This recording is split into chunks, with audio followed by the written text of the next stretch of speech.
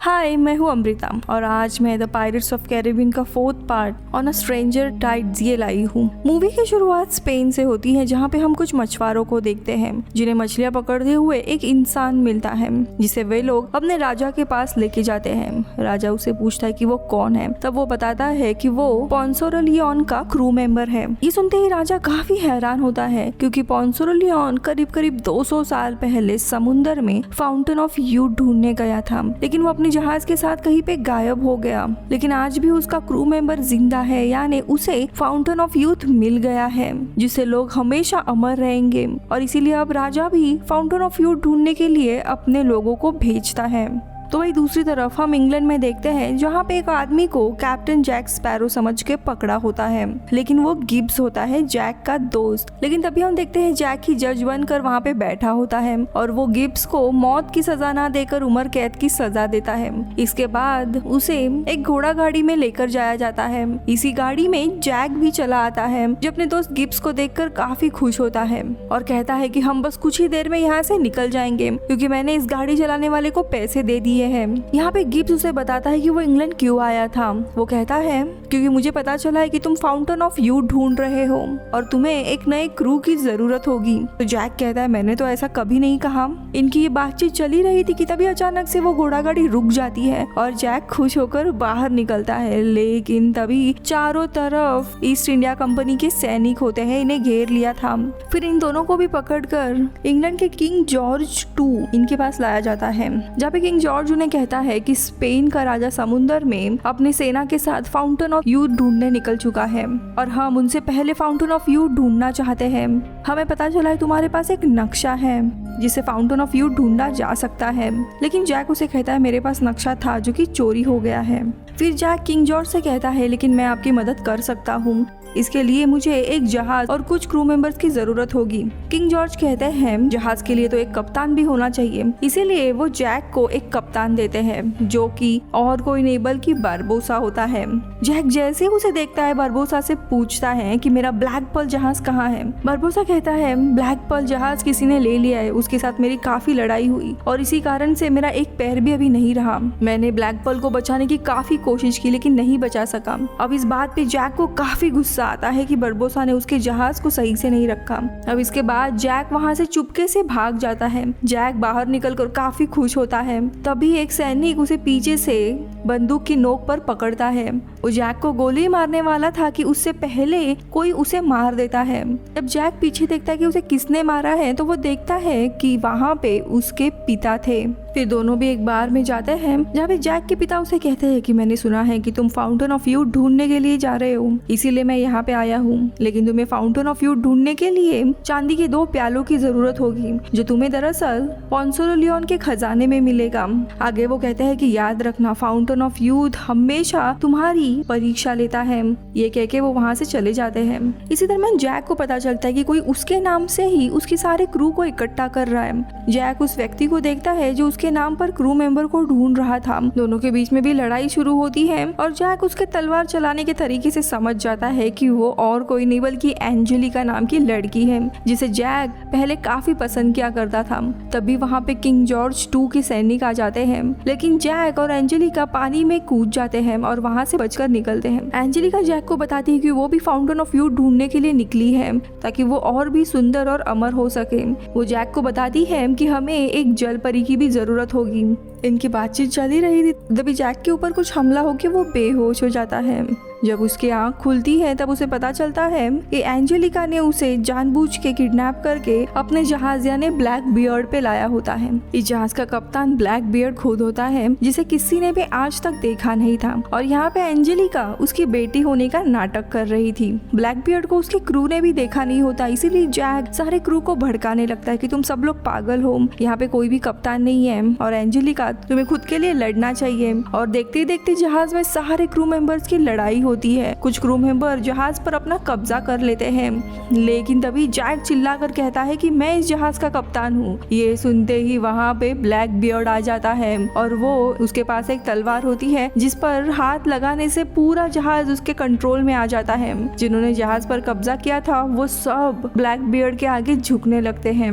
वो जैक को भी मारने वाला होता है, लेकिन तभी एंजेलिका आगे कहती है हमें इसकी जरूरत होगी। फिर जैक ब्लैकबियर्ड के साथ जाता है और उसे पूछता है कि कुछ सालों पहले तो तुम एक जादू के कारण मारे गए थे, तुम्हारा सर पूरा अलग हो गया था, लेकिन तुमने समुंदर के 3 चक्कर लगाए और अब तुम जिंदा हो गए हो। लेकिन उसकी बात काटते हुए वो कहता है कि हाँ ये सच है कि मैं जिंदा हूँ, लेकिन अब एक भविष्यवाणी हुई है कि एक व्यक्ति जिसका पैर नहीं है वो मुझे भविष्य में मारने वाला है, यानी शायद बरबोसा। और तभी जैक को समझ आता है ये भविष्य में मरने वाला है, इसीलिए उसे फाउंटेन ऑफ यूथ चाहिए। फिर जैक ब्लैकबियर्ड को एंजेलिका की सच्चाई बताता है और कहता है कि वो तुम्हारी बेटी नहीं है, लेकिन ब्लैकबियर्ड नहीं मानता।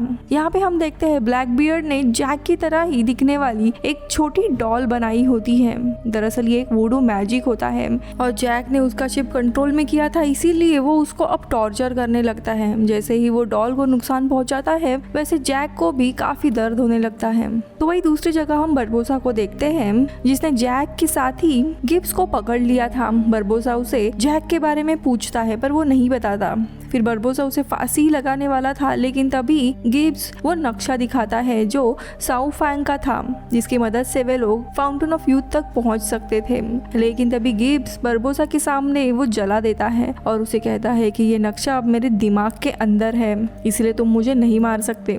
अब बरबोसा के पास कोई ऑप्शन नहीं था, इसीलिए वो उसे नहीं मारता और उसके साथ ही फाउंटेन ऑफ यूथ ढूंढने के लिए निकल जाता है। वही दूसरी जगह हम जैक और एंजेलिका को देखते हैं। जैक उसे पूछता है कि ये फाउंटेन ऑफ यूथ आखिरकार कैसे काम करता है। तभी एंजेलिका बताती है सबसे पहले हमें पोंसो दे लियोन के खजाने से वो 2 चांदी के प्याले चुराने हैं, उसके बाद उसमें फाउंटेन ऑफ यूथ का पानी डालना है, फिर एक प्याले में जल परी के आंसू डालने हैं और ऐसे दोनों भी प्याले 2 इंसानों को पीने हैं। जो इंसान जल परी के आंसू के बिना वो प्याला पिएगा उसके तुरंत वहीं पे मौत हो जाएगी और उसकी उम्र दूसरे को लगेगी जिसमें जल परी के आंसू होंगे।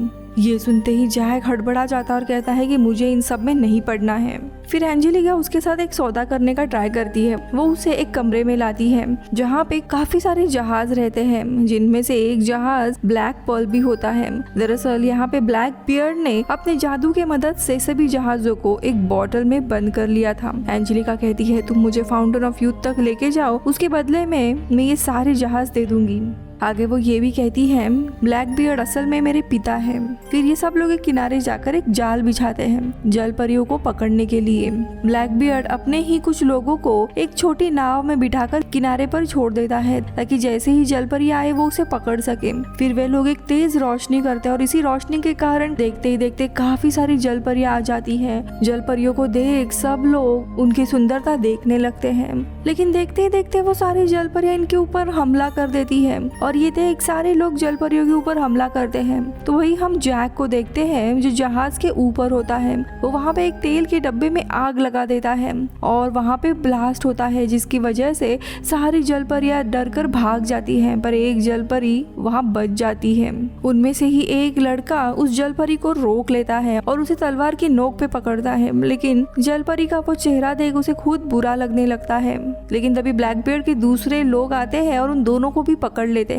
फिर ये लोग जैक की कंपास की मदद से अपना आगे का सफर शुरू करते हैं, वो 2 चांदी के प्याले लेने के लिए। जिस जल परी को इन लोगों ने पकड़ा होता है उसे इन्होंने एक बक्से में रखा था जिसमें वो सांस नहीं ले पा रही होती है और जल परी का दम घुटने लगता है। इसीलिए जिस लड़के ने उसे पकड़ा होता है वो उस बक्से को खोल देता है। आगे चलते चलते इनके आगे काफी गहरी खाई आती है।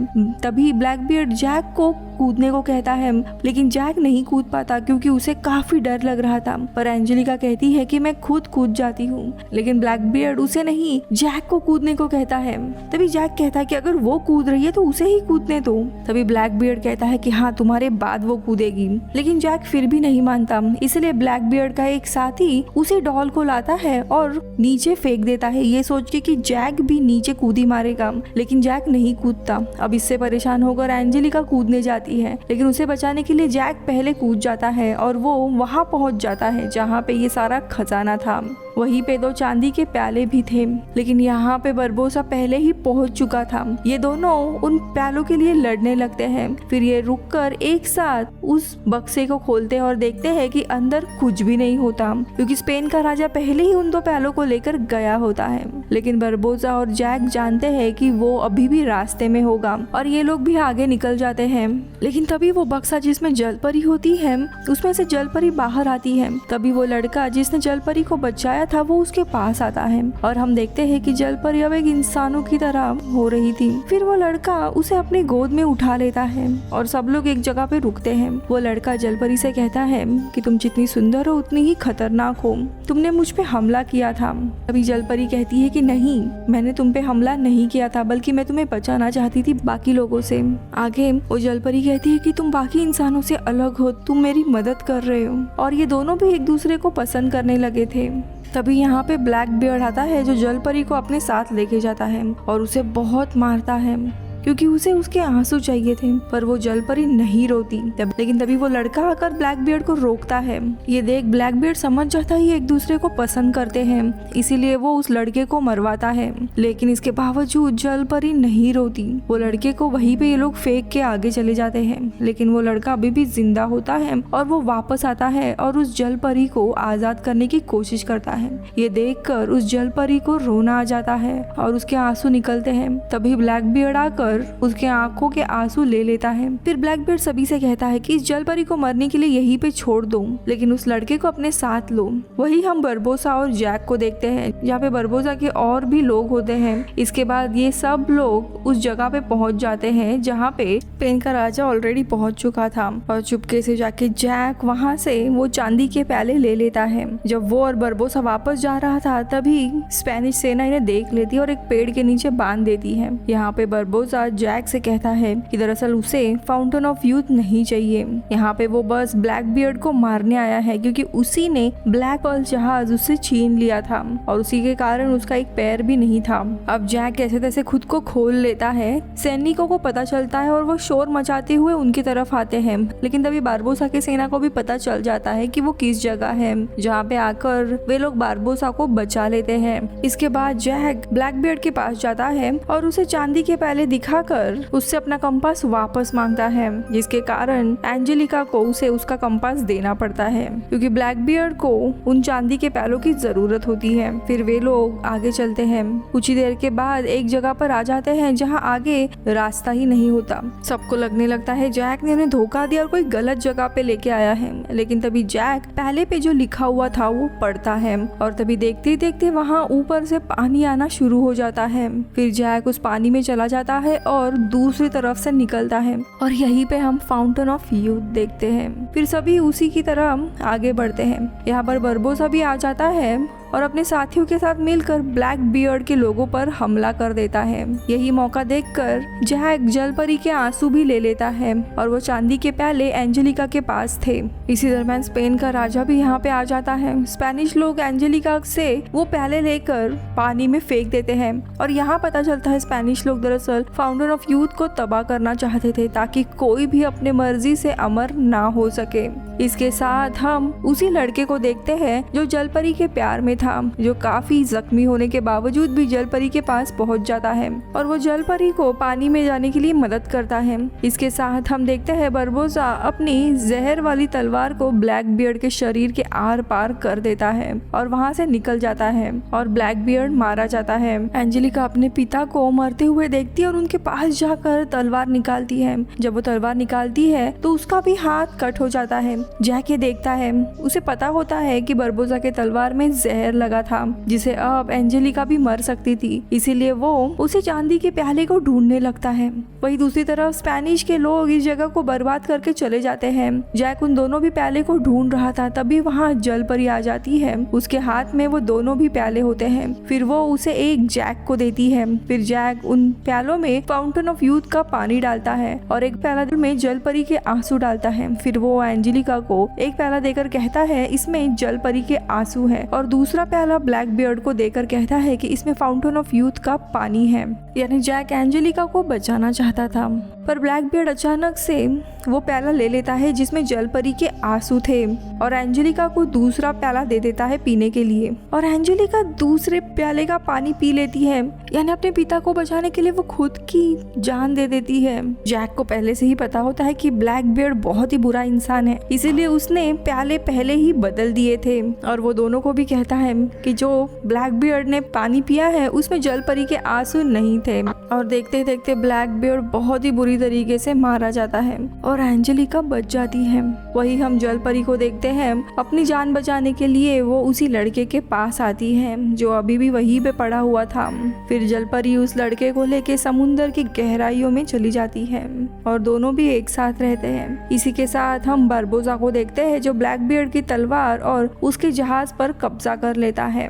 तो वही हम जैक और एंजेलिका को देखते हैं जो एक आइलैंड पर काफी रोमांटिक समय बिताते हैं, लेकिन अंत में जैक एंजेलिका को वहीं पे छोड़ आता है और अपने साथियों के पास आता है जिसे उसने कंपास दिया था। उसके साथ ही उसे उसका ब्लैक पर्ल जहाज दिखाते हैं जो अभी भी एक बॉटल में बंद था। जैक का दोस्त गिब्स उसे बताता है कि जितने भी वहाँ पे जहाज है जो बॉटल में बंद थे वो सारे के सारे ये लोग लेके आए हैं, पर इन्हें पता नहीं है कि वो जहाज बॉटल से कैसे निकालना है। अब मूवी के अंत में हम एंजेलिका को देखते हैं जो काफी गुस्सा होती है क्योंकि जैक ने उसे अकेले ही आइलैंड पे छोड़ दिया था और उसके पास जैक की वही डॉल रहती है जिससे वो उसे टॉर्चर कर सकती थी। और मूवी यहीं पे खत्म होती है। बाय।